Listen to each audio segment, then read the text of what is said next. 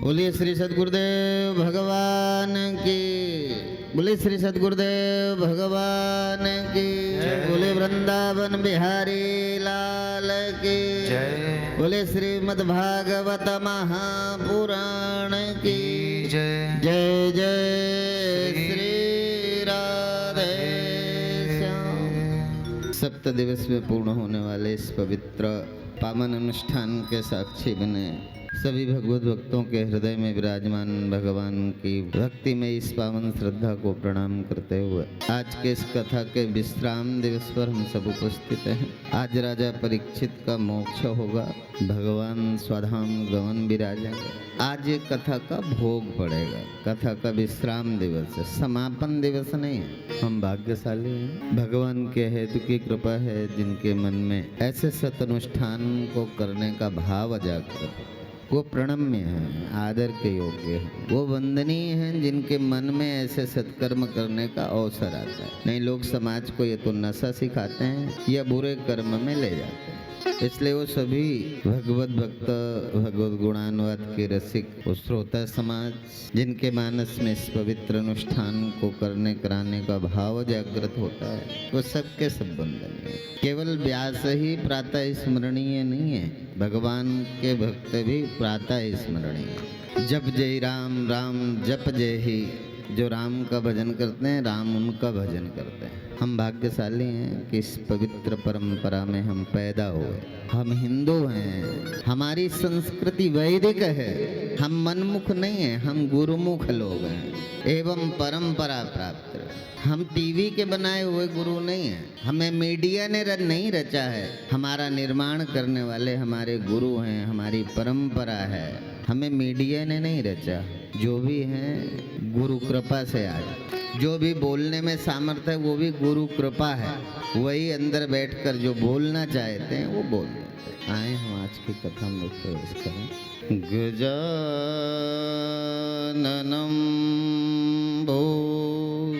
गणादिसेवितं कपेत्थजम्बो फलचारुभक्षणम् उमासुतं शोकविनाशकारकं नमामि विघ्नेश्वरपादपङ्कजम्। गुरुर्ब्रह्मा गुरुर्विष्णु गुरुर्देव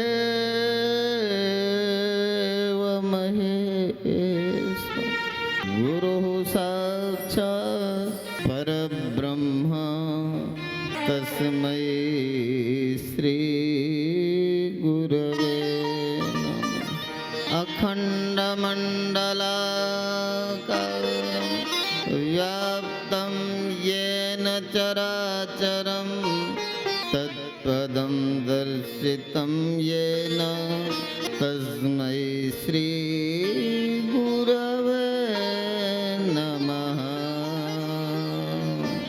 मनोजवं रथतुल्यवेगं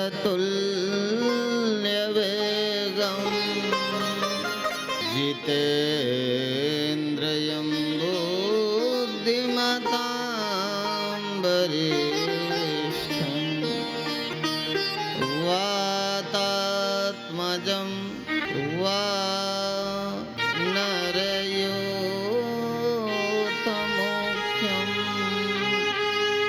श्रीरामदूतं शरणं प्रपद्ये। जन्माद्यस्य यतोऽन्वयादितरतश्चार्थेष्वभिज्ञास्वराट् तेने ब्रह्महृदय आदिकवये मुह्यन्ते यत्सूरया। तेजो वारिमृदां यथा विनिमयो यत्र त्रिसर्गो मृषा धाम्ना स्वेन सदा निरस्तकुहकं सत्यं परं धीमहि सच्चिदानन्दरूपाय विश्वोत्पत्त्यादिहेतवे तापत्रयविनाशाय श्रीकृष्णाय वयं नुमः। बोलिए सच्चिदानंद भगवान की जय। श्रीमद्भागवत महापुराण की जय। बोले श्री सद्गुरुदेव भगवान की जय। जय जय श्री राधे। भगवत नाम संकीर्तन को समर्पित करें, अपने मन और इंद्रियों को खोजें हृदय में बैठे हुए परम पिता परमात्मा को। हमारो धन राधा श्री राधा श्री राधा। हमारो धन राधा श्री राधा श्री राधा। हमारो धन राधा श्री राधा श्री राधा। हमारो धन राधा श्री राधा श्री राधा। परम धन राधा राधा राधा राधा राधा। परम धन राधा राधा राधा राधा राधा। परम धन राधा राधा राधा राधा राधा। परम धन राधा राधा राधा राधा राधा। हमारो धन राधा श्री राधा श्री राधा। हमारो धन राधा श्री राधा श्री राधा। प्राण धन राधा श्री राधा श्री राधा। प्राण धन राधा श्री राधा श्री राधा। संतों का धन राधा राधा राधा राधा राधा। सारा में धन राधा राधा राधा राधा राधा। संतों का धन राधा राधा राधा राधा राधा। संतों का धन राधा राधा राधा राधा। भक्तों का धन राधा श्री राधा श्री राधा। परम धन राधा श्री राधा श्री राधा। हमारो धन राधा श्री राधा श्री राधा। हमारो धन राधा श्री राधा श्री राधा। यमुना जी की लहरें बोले श्री राधा राधा। श्री राधा राधा श्री राधा राधा। हाँ यमुना जी की लहरें बोले श्री राधा राधा। श्री राधा राधा श्री राधा राधा। श्री राधा राधा जय राधा राधा।